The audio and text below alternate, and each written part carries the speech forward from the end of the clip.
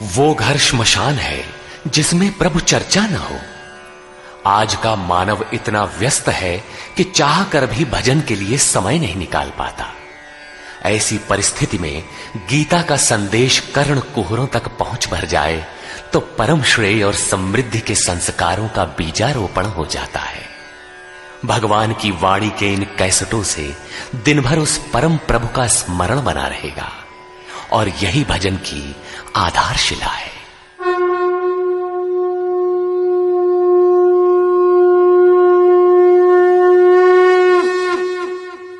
ओम श्री परमात्मने नमः। यथार्थ गीता श्रीमद् भगवद गीता अथ नवमोऽध्याय। प्रस्तुत अध्याय में योगेश्वर श्री कृष्ण ने स्वयं चर्चा की कि योग युक्त पुरुष का ऐश्वर्य कैसा है, सब में व्याप्त रहने पर भी वो कैसे निर्लेप है, करते हुए भी वो कैसे अकर्ता है। उस पुरुष के स्वभाव एवं प्रभाव पर प्रकाश डाला। योग को आचरण में ढालने पर आने वाले देवतादिक विघ्नों से सतर्क किया और उस पुरुष के शरण होने पर बल दिया। श्री भगवान उवाच।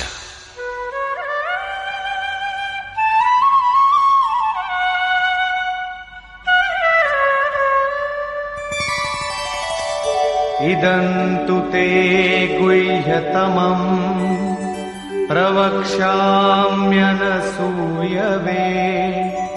ज्ञानं विज्ञानसहितं यज्ञात्वा मोक्ष्यसे शुभात्।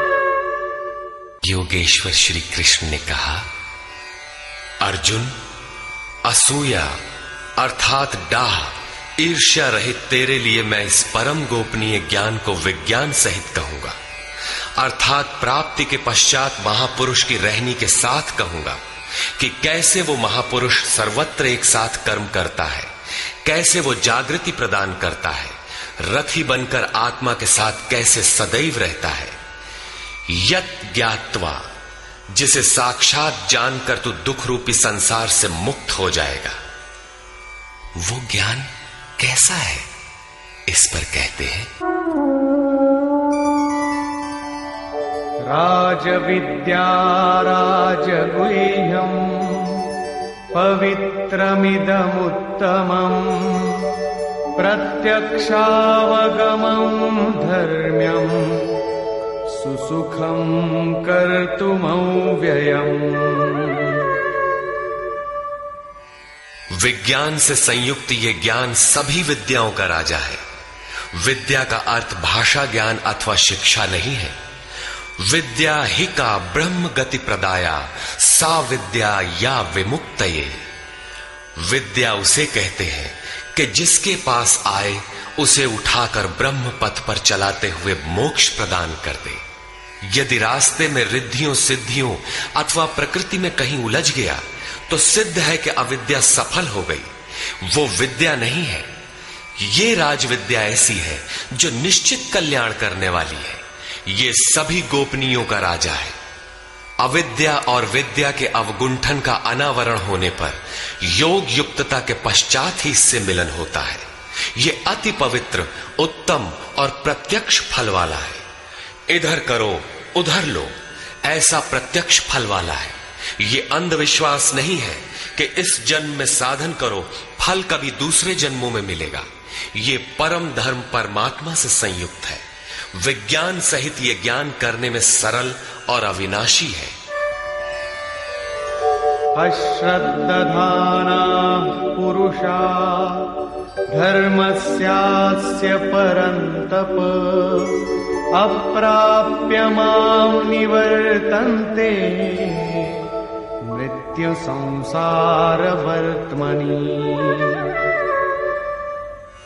परंतप अर्जुन, इस धर्म में अर्थात जिसका थोड़ा भी साधन करने पर विनाश नहीं होता, श्रद्धा रहित पुरुष मुझे प्राप्त न होकर संसार क्षेत्र में भ्रमण करता ही रहता है। अतः श्रद्धा अनिवार्य है। क्या आप संसार से परे हैं? इस पर कहते हैं,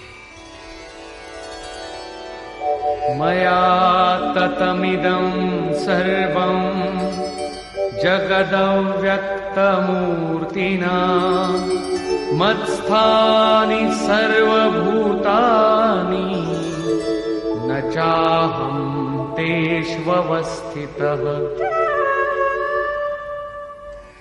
मुझ अव्यक्त स्वरूप से ये सब जगत व्याप्त है, अर्थात मैं जिस स्वरूप में स्थित हूं वो सर्वत्र व्याप्त है। सभी प्राणी मुझ में स्थान पाए हैं, किंतु मैं उनमें स्थित नहीं हूं, क्योंकि मैं अव्यक्त स्वरूप में स्थित हूं। महापुरुष जिस अव्यक्त स्वरूप में स्थित हैं, वहीं से अर्थात शरीर छोड़कर उसी अव्यक्त स्तर से ही बात करते हैं।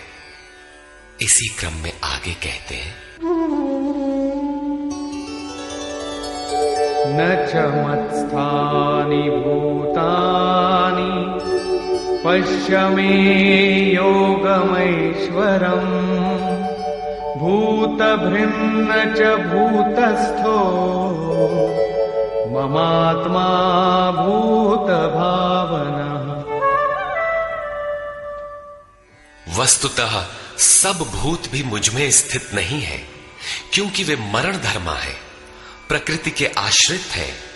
किंतु मेरे योग माया के ऐश्वर्य को देख कि जीवधारियों को उत्पन्न और पोषण करने वाला मेरा आत्मा भूतों में स्थित नहीं है। मैं आत्म स्वरूप हूं, इसलिए मैं उन भूतों में स्थित नहीं हूं। यही योग का प्रभाव है।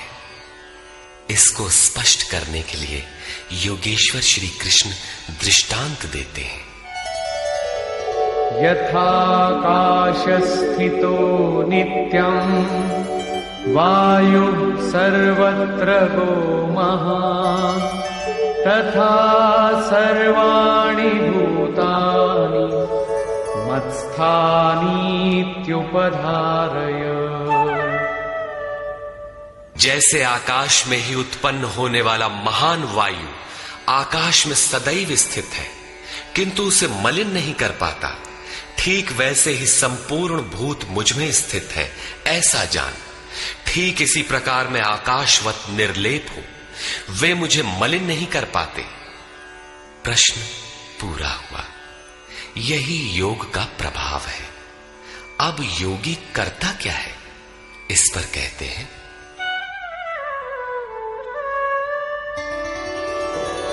सर्वभूतानि कौन्तेय प्रकृतिं यान्ति मामिकाम् कल्पक्षये पुनस्तानि कल्पादौ विसृजाम्यहम्। अर्जुन, कल्प के विलय काल में सब भूत मेरी प्रकृति अर्थात मेरे स्वभाव को प्राप्त होते हैं, और कल्प के आदि में मैं उनको बार बार विसृजाम विशेष रूप से सृजन करता हूं। थे तो वे पहले से, किंतु विकृत थे, उन्हीं को रचता हूं, सजाता हूं। जो अचेत हैं उन्हें जागृत करता हूं, कल्प के लिए प्रेरित करता हूं। कल्प का तात्पर्य है उत्थानोन्मुख परिवर्तन। आसुरी संपद से निकलकर जैसे जैसे पुरुष दैवी संपद में प्रवेश पाता है, यहीं से कल्प का आरंभ है, और जब ईश्वर भाव को प्राप्त हो जाता है, वही कल्प का क्षय है। अपना कर्म पूरा करके कल्प भी विलय हो जाता है। भजन का आरंभ कल्प का आदि है, और भजन की पराकाष्ठा जहां लक्ष्य विदित होता है, कल्प का अंत है। जब ये प्रत्यगात्मा योनियों के कारणभूत राग द्वेषादि से मुक्ति पाकर अपने शाश्वत स्वरूप में स्थिर हो जाए, इसी को श्री कृष्ण कहते हैं कि वो मेरी प्रकृति को प्राप्त होता है। जो महापुरुष प्रकृति का विलय करके स्वरूप में प्रवेश पा गया, उसकी प्रकृति कैसी? क्या उसमें प्रकृति शेष ही है? नहीं। अध्याय 3 के 33वें श्लोक में योगेश्वर श्री कृष्ण कह चुके हैं कि सभी प्राणी अपनी प्रकृति को प्राप्त होते हैं। जैसा उनके ऊपर प्रकृति के गुणों का दबाव है, वैसा करते हैं। और ज्ञानवानपि, प्रत्यक्ष दर्शन के साथ जानकारी वाला ज्ञानी भी अपनी प्रकृति के सदृश चेष्टा करता है। ये पीछे वालों के कल्याण के लिए करता है। पूर्ण ज्ञानी तत्व स्थित महापुरुष की रहनी ही उसकी प्रकृति है। वो अपने इसी स्वभाव में बरतता है। कल्प के क्षय में लोग महापुरुष की इसी रहनी को प्राप्त होते हैं। महापुरुष के इसी कृतित्व पर पुनः प्रकाश डालते हैं। प्रकृतिं स्वामवष्टभ्य विसृजामि पुनः पुनः भूतग्राममिमं कृत्स्नम् अवशं प्रकृतेर्वशात्। अपनी प्रकृति अर्थात महापुरुष की रहनी स्वीकार करके प्रकृतेर्वशांत, अपने अपने स्वभाव में स्थित प्रकृति के गुणों से परवश हुए इन संपूर्ण भूत समुदाय को मैं बारंबार विसृजाम, विशेष सृजन, विशेष रूप से सजाता हूं। इन्हें अपने स्वरूप की ओर बढ़ने के लिए प्रेरित करता हूं। तब तो आप इस कर्म से बंधे हैं। न च मां तानि कर्माणि निबध्नन्ति धनञ्जय उदासीनवदासीनम् असक्तं तेषु कर्मसु। अध्याय 4 के 9वें श्लोक में योगेश्वर श्री कृष्ण ने कहा था कि महापुरुष की कार्य प्रणाली अलौकिक है। अध्याय 9 के 4थे श्लोक में बताया, मैं अव्यक्त रूप से करता हूं। यहां भी वही कहते हैं, धनंजय, जिन कर्मों को मैं अदृश्य रूप से करता हूं उसमें मेरी आसक्ति नहीं है। उदासीन के सदृश स्थित रहने वाले मुझ परमात्म स्वरूप को वे कर्म नहीं बांधते, क्योंकि कर्म के परिणाम में जो लक्ष्य मिलता है उसमें मैं स्थित हूं। इसलिए उन्हें करने के लिए मैं विवश नहीं हूं। ये तो स्वभाव के साथ जुड़ी प्रकृति के कार्यों का प्रश्न था। महापुरुष की रहनी थी, उनकी रचना थी। अब मेरे अध्यास से जो माया रचती है वो क्या है? वो भी एक कल्प है। मयाध्यक्षेण प्रकृतिः सूयते सचराचरम् हेतुनानेन कौन्तेय जगत् विपरिवर्तते। अर्जुन, मेरी अध्यक्षता में अर्थात मेरी उपस्थिति में सर्वत्र व्याप्त मेरे अध्यास से ये माया अर्थात त्रिगुणमयी प्रकृति, अष्टधा मूल प्रकृति और चेतन दोनों चराचर सहित जगत को रचती है, जो क्षुद्र कल्प है। और इसी कारण से यह संसार आवागमन के चक्र में घूमता रहता है। प्रकृति का यह क्षुद्र कल्प जिसमें काल का परिवर्तन है, मेरे अध्यास से प्रकृति ही करती है, मैं नहीं करता। किंतु 7वें श्लोक का कल्प आराधना का संचार एवं पूर्ति पर्यंत मार्गदर्शन वाला कल्प महापुरुष स्वयं करते हैं। एक स्थान पर वे स्वयं करता है जहां वे विशेष रूप से सृजन करते हैं। यहां कर्ता प्रकृति है, जो केवल मेरे आभास से ये क्षणिक परिवर्तन करती है, जिसमें शरीरों का परिवर्तन, काल परिवर्तन, युग परिवर्तन इत्यादि आते हैं। ऐसा व्याप्त प्रभाव होने पर भी मूढ़ लोग मुझे नहीं जानते। यथा अवजानन्ति मां मूढ़ा मानुषीं तनुमाश्रितम् परं भावमजानन्तो मम भूतमहेश्वरम्। संपूर्ण भूतों के महान ईश्वर रूप मेरे परम भाव को न जानने वाले मूढ़ लोग मुझे मनुष्य शरीर के आधार वाला और तुच्छ समझते हैं।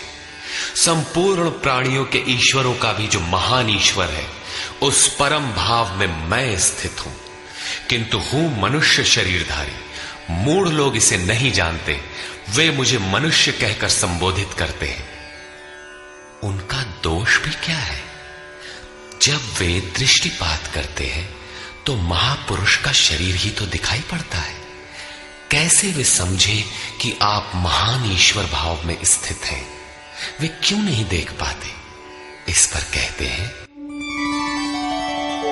मोघाशा मोघ कर्माणो मोघ ज्ञानाविचेतसः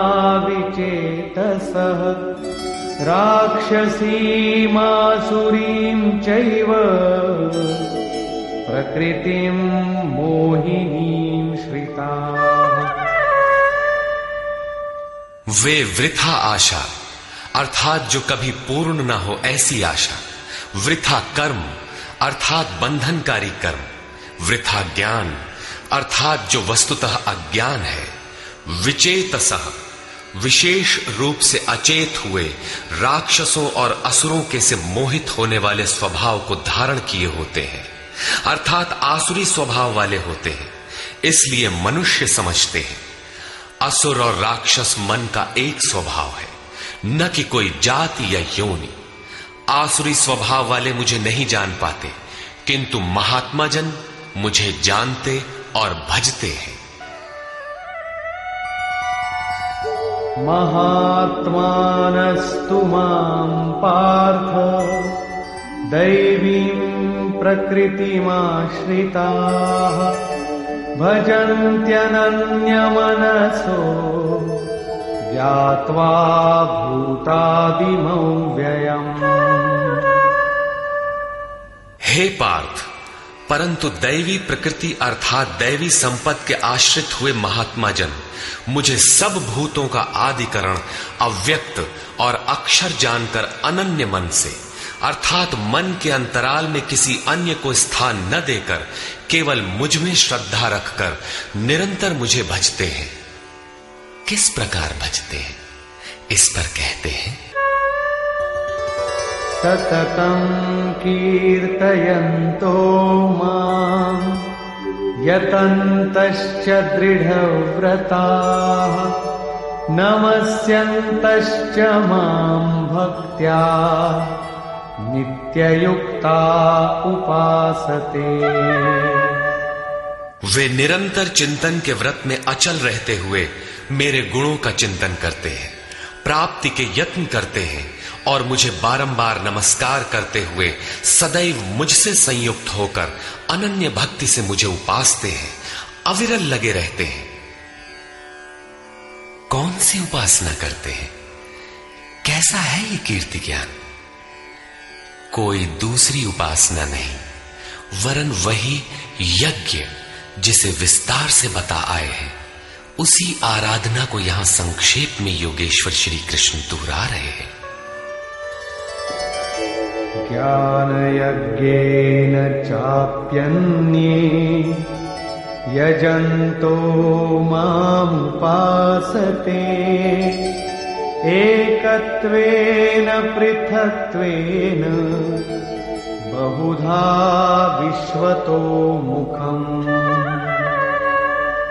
उनमें से कोई तो मुझ सर्वव्याप्त विराट परमात्मा को ज्ञान यज्ञ द्वारा यजन करते हैं, अर्थात अपनी लाभ हानि और शक्ति को समझकर इसी नियत कर्म यज्ञ में प्रवृत्त होते हैं। कुछ एकत्व भाव से मेरी उपासना करते हैं कि मुझे इसी में एक होना है, और दूसरे सब कुछ मुझे अलग रखकर मुझे समर्पण करके निष्काम सेवा भाव से मुझे उपासते हैं तथा बहुत प्रकार से उपासते हैं, क्योंकि एक ही यज्ञ के ये सभी ऊंचे नीचे स्तर हैं। यज्ञ का आरंभ सेवा से ही होता है, किंतु उसका अनुष्ठान होता कैसे है?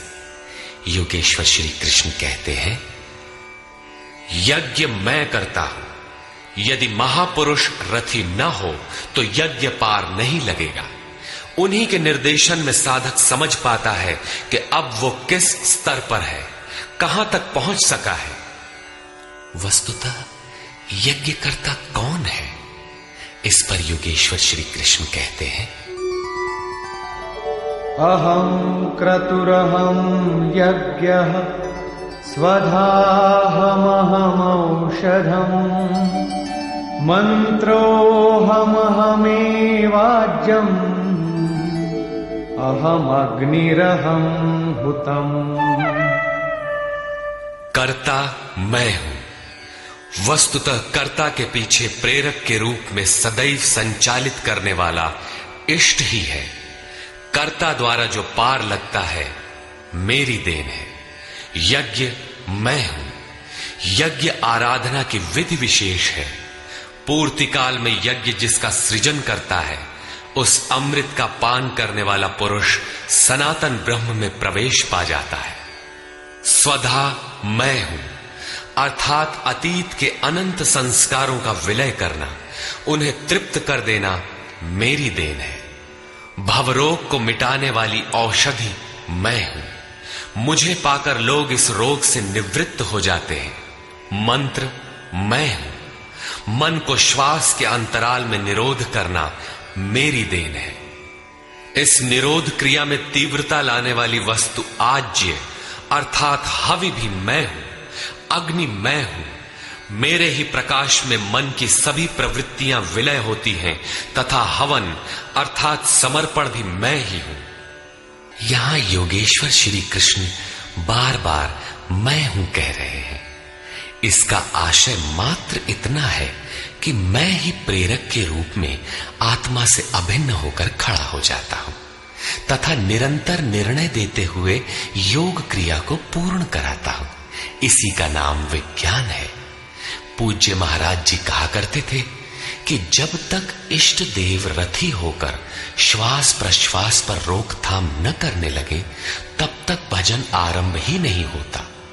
कोई लाख आंख मूंदे भजन करे, शरीर को तपा डाले, लेकिन जब तक जिस परमात्मा की हमें चाह है वो जिस सतह पर हम खड़े हैं उस स्तर पर उतरकर आत्मा से अभिन्न होकर जागृत नहीं हो जाता तब तक सही मात्रा में भजन का स्वरूप समझ में नहीं आता।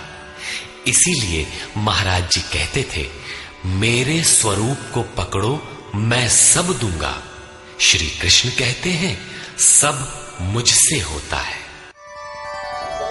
पिताहमस्य जगतो माता धाता पितामहः वेद्यं पवित्रमोंकार ऋक्सामयजुरेव च। अर्जुन, मैं ही संपूर्ण जगत का धाता अर्थात धारण करने वाला, पिता अर्थात पालन करने वाला, माता अर्थात उत्पन्न करने वाला, पितामह अर्थात मूल उद्गम हूं जिसमें सभी प्रवेश पाते हैं, और जानने योग्य पवित्र ओंकार अर्थात जो अहम आकारः इति ओंकारः वो परमात्मा मेरे स्वरूप में है। सोहम, तत्वमसि इत्यादि एक दूसरे के पर्याय हैं। ऐसा जानने योग्य स्वरूप मैं ही हूं। ऋक् अर्थात संपूर्ण प्रार्थना, साम अर्थात समत्व दिलाने वाली प्रक्रिया, यजुः अर्थात यजन की विधि विशेष भी मैं ही हूं। योग अनुष्ठान के उक्त तीनों आवश्यक अंग मुझसे होते हैं। गतिर्भर्ता प्रभु साक्षी निवास शरणं सुहृत् प्रभवः प्रलय स्थानं निधानं बीजमव्ययम्। हे अर्जुन, गति अर्थात प्राप्त होने योग्य परम गति, भर्ता भरण पोषण करने वाला, सबका स्वामी, साक्षी अर्थात दृष्टा रूप में स्थित सबको जानने वाला, सबका वास स्थान शरण लेने योग्य, अकारण प्रेमी मित्र, उत्पत्ति और प्रलय अर्थात शुभाशुभ संस्कारों का विलय तथा अविनाशी कारण मैं ही हूं। अर्थात अंत में जिनमें प्रवेश मिलता है वे सारी विभूतियां मैं ही हूं। तपाम्यहमहं वर्षं निगृह्णाम्युत्सृजामि च अमृतं चैव मृत्युश्च सदसच्चाहमर्जुन। मैं सूर्य रूप से तपता हूं, वर्षा को आकर्षित करता हूं, मृत्यु से परे अमृतत्व तथा मृत्यु, सत और असत सब कुछ मैं ही हूं। अर्थात जो परम प्रकाश प्रदान करता है वो सूर्य मैं ही हूं। कभी कभी भजने वाले मुझे असत भी मान बैठते हैं, वे मृत्यु को प्राप्त होते हैं। इस प्रकार कहते हैं,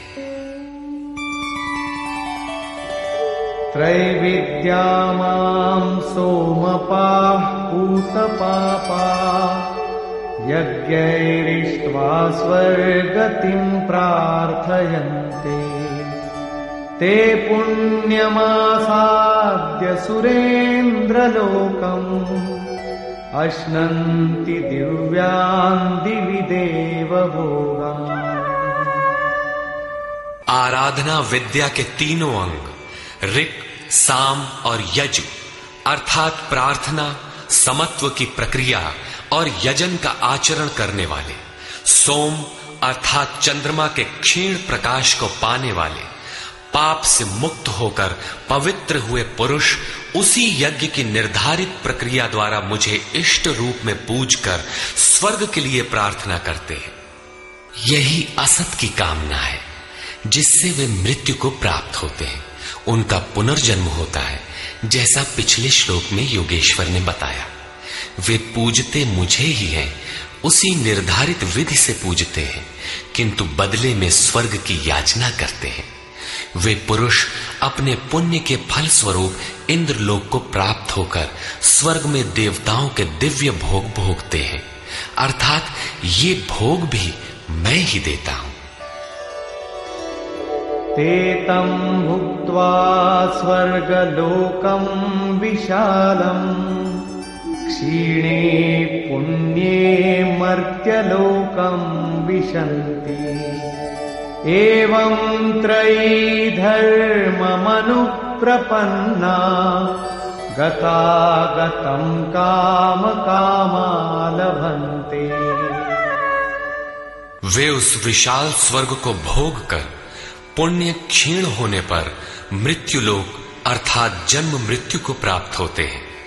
इस प्रकार त्रयी धर्मम प्रार्थना, समत्व एवं यजन की तीनों विधियों से एक ही यज्ञ का अनुष्ठान करने वाले मेरे शरण हुए भी कामना वाले पुरुष बारंबार जाने आने को अर्थात पुनर्जन्म को प्राप्त होते हैं। अतः किसी प्रकार की कामना नहीं करनी चाहिए। जो कामना नहीं करते उन्हें क्या मिलता है?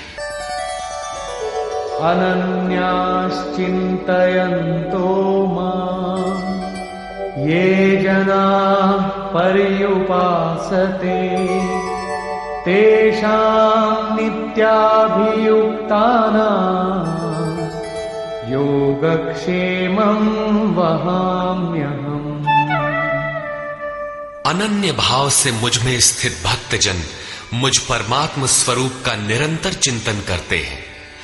पर्युपासते लेश मात्र भी त्रुटि न रखकर मुझे उपासते हैं।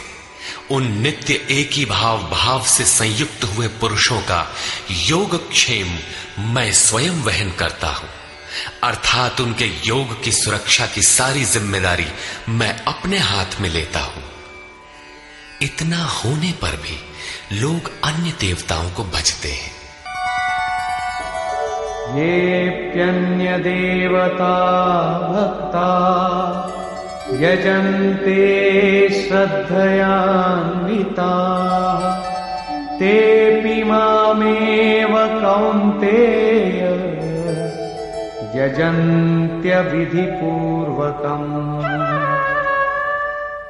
कौन्तेय, श्रद्धा से युक्त हुए जो भक्त दूसरे दूसरे देवताओं को पूजते हैं वे भी मुझे ही पूजते हैं, किंतु उनका वो पूजना अविधि पूर्वक है, मेरी प्राप्ति की विधि से रहित है। यहां योगेश्वर श्री कृष्ण ने दूसरी बार देवताओं के प्रकरण को लिया है। सर्वप्रथम अध्याय 7 के 20वें से 23वें श्लोक तक उन्होंने कहा, अर्जुन, कामनाओं द्वारा जिनके ज्ञान का अपहरण कर लिया गया है, ऐसे मूढ़ बुद्धि पुरुष अन्य देवताओं की पूजा करते हैं, और जहां पूजा करते हैं वहां देवता नाम की सक्षम सत्ता तो है नहीं, परंतु पीपल, पत्थर, भूत, भवानी अथवा अन्यत्र जहां उनकी श्रद्धा झुक जाती है वहां कोई देवता नहीं है। मैं ही सर्वत्र हूं। उस स्थान पर मैं ही खड़ा होकर उनकी देव श्रद्धा को उन स्थानों पर स्थिर करता हूं। मैं ही फल का विधान करता हूं, फल देता हूं। फल निश्चित मिलता है, किंतु उनका फल नाशवान है। आज है तो कल भोगने में आ जाएगा, नष्ट हो जाएगा, जबकि मेरा भक्त नष्ट नहीं होता। अतः वे मूढ़ बुद्धि जिनके ज्ञान का अपहरण हो गया है वही अन्य देवता की पूजा करते हैं। प्रस्तुत अध्याय 9 के 23 से 25वें श्लोक तक योगेश्वर श्री कृष्ण पुनः दोहराते हैं, अर्जुन, जो श्रद्धा से अन्य अन्य देवताओं को पूजते हैं वे मुझे ही पूजते हैं, किंतु अविधि पूर्वक है। अब प्रश्न उठता है कि जब वे भी प्रकारांतर से आपको ही पूजते हैं और फल भी मिलता ही है, तो दोष क्या है? अहम ही सर्वयज्ञानां भोक्ता च प्रभुरेव च न तु मामभिजानन्ति तत्त्वेनातश्च वन्ति ते। संपूर्ण यज्ञों का भोक्ता अर्थात यज्ञ जिसमें विलय होते हैं, यज्ञ के परिणाम में जो मिलता है वो मैं हूं और स्वामी भी मैं ही हूं, परंतु वे मुझे तत्व से भली प्रकार नहीं जानते, इसलिए च्यवंती गिरते हैं, अर्थात वे कभी अन्य देवताओं में गिरते हैं और तत्व से जब तक नहीं जानते तब तक कामनाओं से भी गिरते हैं। उनकी गति क्या है? यान्ति देवव्रता देवान् पितॄन् यान्ति पितृव्रता भूतानि यान्ति भूतेजा यान्ति मद्याजिनोऽपि माम्। अर्जुन, देवताओं को पूजने वाले देवताओं को प्राप्त होते हैं। देवता हैं तो परिवर्तित सत्ता, वे अपने सदकर्मानुसार जीवन व्यतीत करते हैं। पितरों को पूजने वाले पितरों को प्राप्त होते हैं, अर्थात अतीत में उलझे रहते हैं। भूतों को पूजने वाले भूत होते हैं, शरीर धारण करते हैं, और मेरा भक्त मुझे प्राप्त होता है। वे मेरे साक्षात स्वरूप होते हैं, उनका पतन नहीं होता।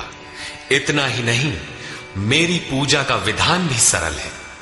पत्रं पुष्पं फलं तोयं यो मे भक्त्या प्रयच्छति तदहं भक्त्युपहृतम् अश्नामि प्रयतात्मनः। भक्ति का आरंभ यहीं से है कि पत्र, पुष्प, फल, जल इत्यादि जो कोई मुझे भक्ति पूर्वक अर्पित करता है, मन से प्रयत्न करने वाले उस भक्त का वो सब मैं खाता हूं, अर्थात स्वीकार करता हूं।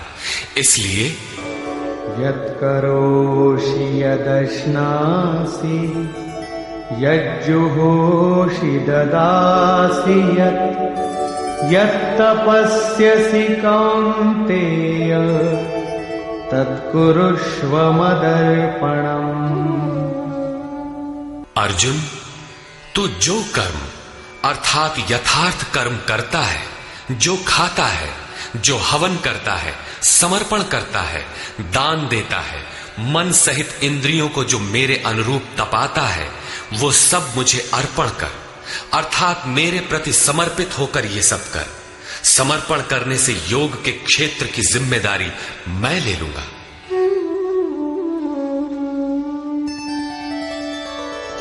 शुभाशुभ फलैरेवं मोक्ष्यसे कर्म बन्धनैः संन्यासयोगयुक्तात्मा विमुक्तो मामुपैष्यसि।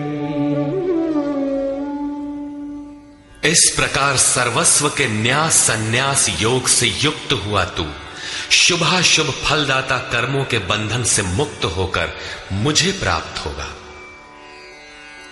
उपर्युक्त 3 श्लोकों में योगेश्वर श्री कृष्ण ने क्रमबद्ध साधन और उसके परिणाम का चित्रण किया है।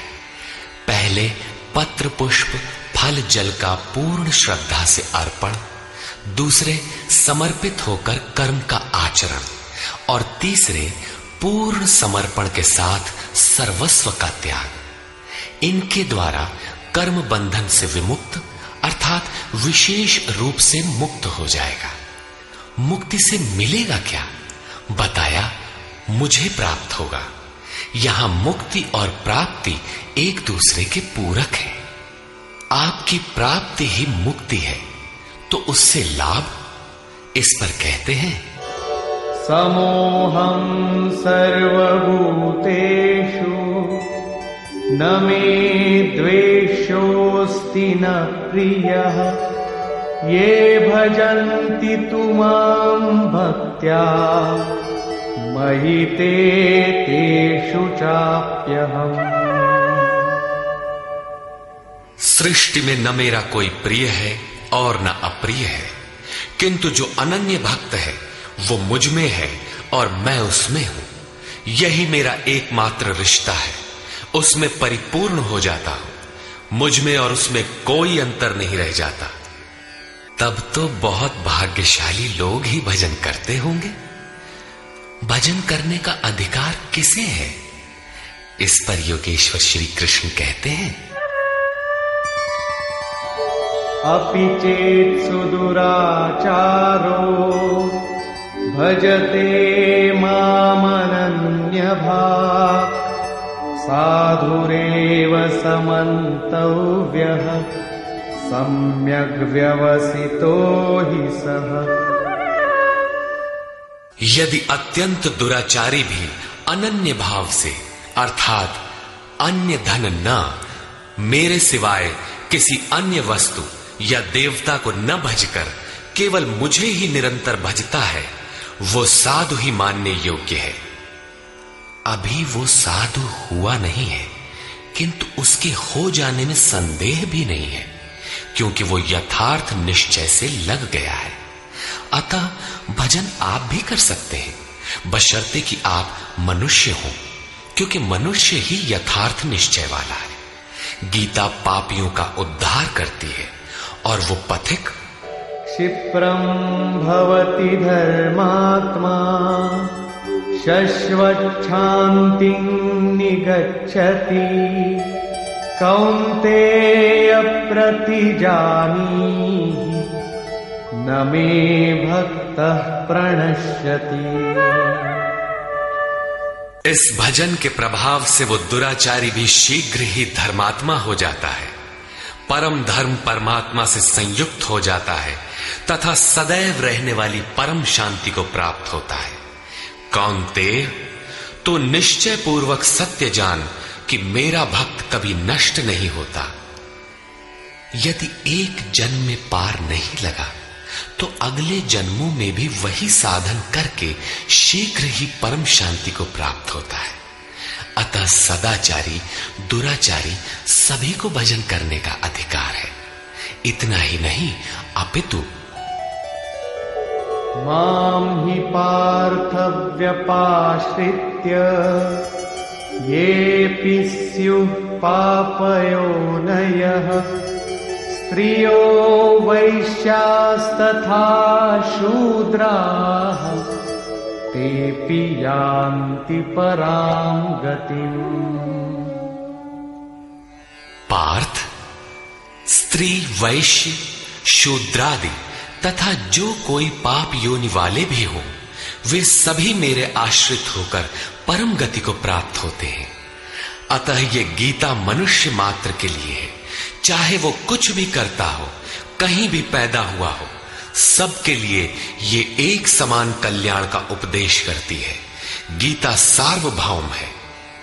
पाप योनि अध्याय 16 के 7वें से 21वें श्लोक तक आसुरी वृत्ति के लक्षणों के अंतर्गत भगवान ने बताया कि जो शास्त्र विधि का त्याग कर नाम मात्र के यज्ञों द्वारा दंभ से यजन करते हैं, वे नरों में अधम है। यज्ञ है नहीं किंतु नाम दे रखा है और दंभ से यजन करता है, वो क्रूर कर्मी और पापाचारी अर्थात पाप योनि है। वैश्य, शूद्र भगवत पथ की सीढ़ियां हैं। स्त्रियों के प्रति कभी सम्मान, कभी हीनता की भावना रही है, किंतु योग प्रक्रिया में स्त्री और पुरुष दोनों का समान ही प्रवेश है। किम पुनर्ब्राह्मणा पुण्या भक्ता राजर्षयस्तथा अनित्यमसुखं लोकम् इमं प्राप्य भजस्व माम्। फिर तो ब्राह्मण तथा राजर्षि क्षत्रिय श्रेणी के भक्तों के लिए कहना ही क्या है।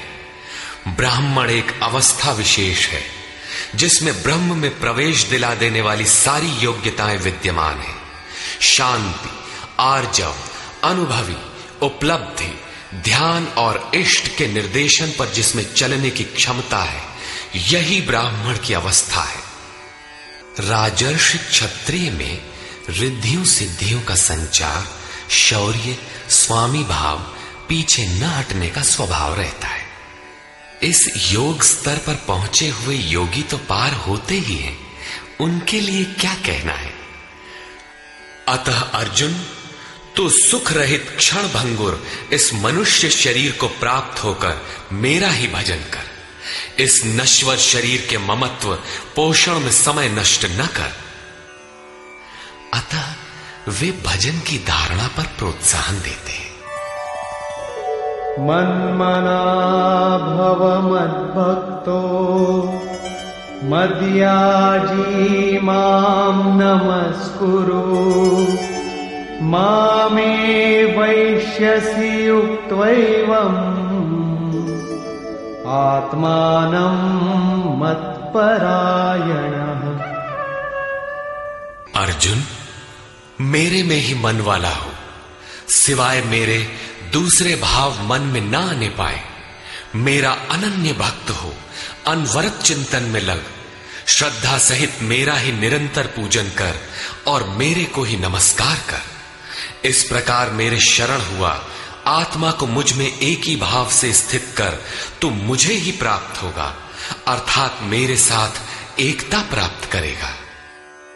निष्कर्ष, इस अध्याय के आरंभ में श्री कृष्ण ने कहा, अर्जुन, तुझ दोष रहित भक्त के लिए मैं इस ज्ञान को विज्ञान सहित कहूंगा, जिसे जानकर कुछ भी जानना शेष नहीं रहेगा।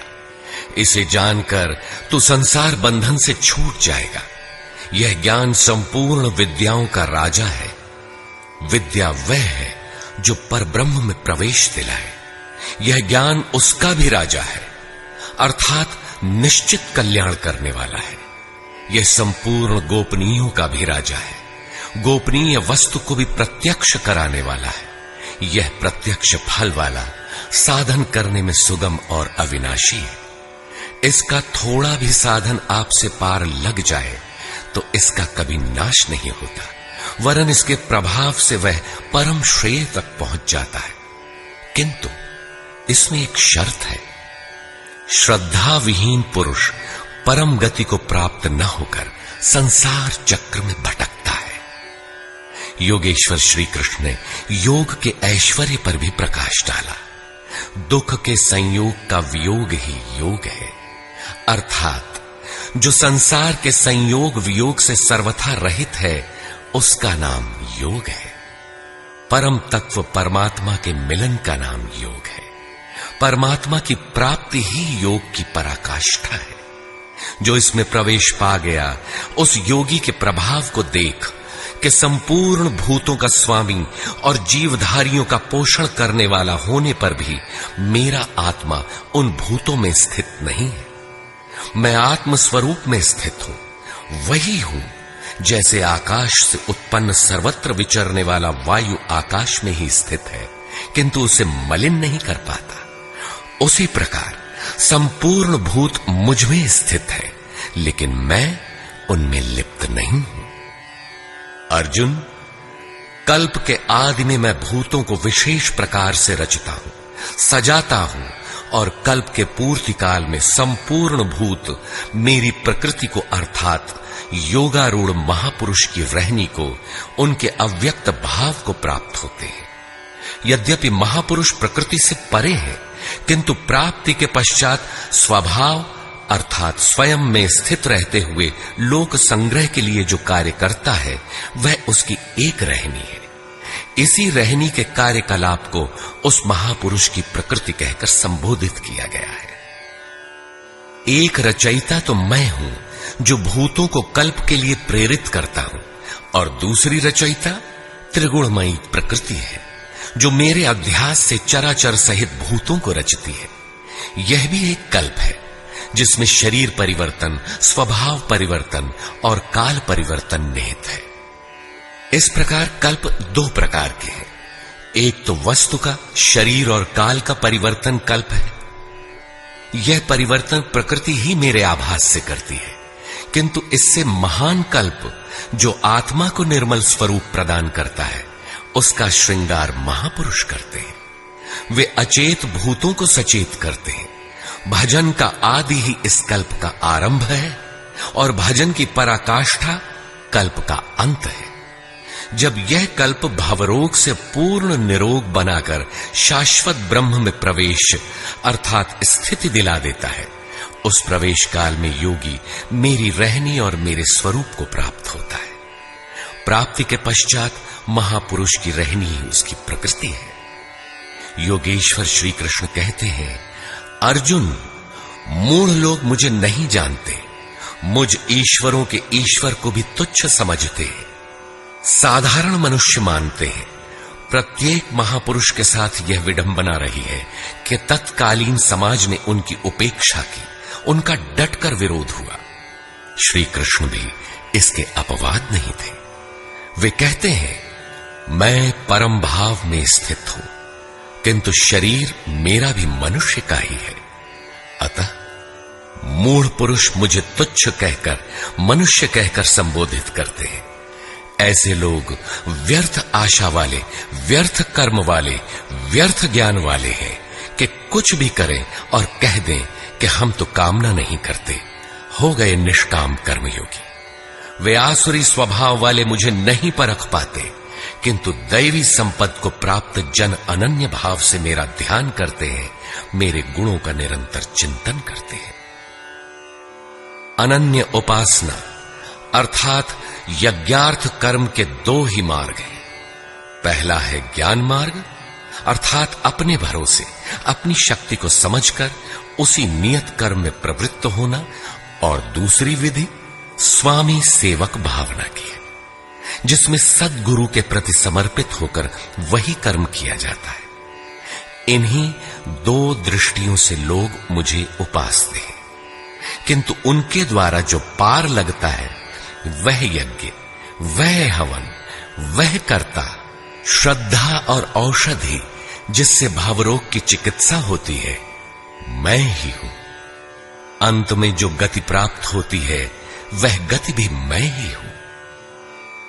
इसी यज्ञ को लोग त्रैविद्या, प्रार्थना, यजन और समत्व दिलाने वाली विधियों से संपादित करते हैं, किंतु बदले में स्वर्ग की कामना करते हैं। तो मैं स्वर्ग भी देता हूं। उसके स्वभाव से वे इंद्र पद प्राप्त कर लेते हैं, दीर्घ काल तक उसे भोगते हैं, किंतु पुण्य क्षीण होने पर वे पुनर्जन्म को प्राप्त होते हैं। उनकी क्रिया सही थी, किंतु भोगों की कामना रहने पर पुनर्जन्म पाते हैं। अतः भोगों की कामना नहीं करनी चाहिए। जो अनन्य भाव से अर्थात मेरे सिवाय दूसरा है ही नहीं, ऐसे भाव से जो निरंतर मेरा चिंतन करते हैं, लेश मात्र भी त्रुटि न रह जाए, ऐसे जो भजते हैं, उनके योग की सुरक्षा का भार मैं अपने हाथ में ले लेता हूं। इतना होने पर भी कुछ लोग अन्य देवताओं की पूजा करते हैं। वे भी मेरी ही पूजा करते हैं, किंतु वह मेरी प्राप्ति की विधि नहीं है। वे संपूर्ण यज्ञों के भोक्ता के रूप में मुझे नहीं जानते, अर्थात उनकी पूजा के परिणाम में मैं नहीं मिलता, इसीलिए उनका पतन हो जाता है। वे देवता, भूत अथवा पितरों के कल्पित रूप में निवास करते हैं, जबकि मेरा भक्त साक्षात मुझ में निवास करता है, मेरा ही स्वरूप हो जाता है। योगेश्वर श्री कृष्ण ने इस यज्ञार्थ कर्म को अत्यंत सुगम बताया कि कोई फल फूल या जो भी श्रद्धा से देता है उसे मैं स्वीकार करता हूं। अतः अर्जुन, तू जो कुछ आराधना करता है मुझे समर्पित कर। जब सर्वस्व का न्यास हो जाएगा तब योग से युक्त हुआ तू कर्मों के बंधन से मुक्त हो जाएगा और वह मुक्ति मेरा ही स्वरूप है। दुनिया में सब प्राणी मेरे ही है, किसी भी प्राणी से न मुझे प्रेम है न द्वेष, मैं तटस्थ हूं। किंतु जो मेरा अनन्य भक्त है, मैं उसमें हूं, वो मुझ में है। अत्यंत दुराचारी जघन्यतम पापी ही कोई क्यों ना हो, फिर भी अनन्य श्रद्धा भक्ति से मुझे भजता है तो वह साधु मानने योग्य है। उसका निश्चय स्थिर है तो वह शीघ्र ही परम से संयुक्त हो जाता है और सदा रहने वाली परम शांति को प्राप्त होता है।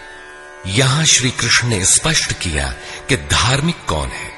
सृष्टि में जन्म लेने वाला कोई भी प्राणी अनन्य भाव से एक परमात्मा को भजता है, उसका चिंतन करता है तो वह शीघ्र ही धार्मिक हो जाता है। अतः धार्मिक वह है जो एक परमात्मा का सुमिरन करता है। अंत में आश्वासन देते हैं, अर्जुन, मेरा भक्त कभी नष्ट नहीं होता। कोई शूद्र हो, नीच हो, आदिवासी हो या अनादिवासी या कुछ भी नामधारी हो, पुरुष अथवा स्त्री हो अथवा पाप योनि तिर्यक योनि वाला भी जो हो, मेरी शरण होकर परम श्रेय को प्राप्त होता है। इसलिए अर्जुन, सुख रहित क्षण भंगुर किंतु दुर्लभ मनुष्य शरीर को पाकर मेरा भजन कर। फिर तो जो ब्रह्म में प्रवेश दिलाने वाली योग्यताओं से युक्त है, उस ब्राह्मण तथा जो राजर्षित्व के स्तर से भजने वाला है, ऐसे योगी के लिए कहना ही क्या है, वह तो पार ही है। अतः अर्जुन, निरंतर मुझ में मन वाला हो, निरंतर नमस्कार कर। इस प्रकार मेरी शरण में हुआ तू मुझे ही प्राप्त होगा, जहां से पीछे लौटकर नहीं आना पड़ता। प्रस्तुत अध्याय में उस विद्या पर प्रकाश डाला गया जिसे श्री कृष्ण स्वयं जागृत करते हैं। यह राज विद्या है जो एक बार जागृत होने पर निश्चित कल्याण करती है। अतः ओम तत्सदिति श्रीमद्भगवद गीता सूपनिषत्सु ब्रह्म विद्यायाम योग शास्त्रे श्री कृष्णार्जुन संवादे राज विद्या जागृति नाम नवमोऽध्यायः। इस प्रकार स्वामी अड़गड़ानंद कृत श्रीमद् भगवद गीता के भाष्य यथार्थ गीता का 9वां अध्याय पूर्ण होता है। हरि ओम तत्सत।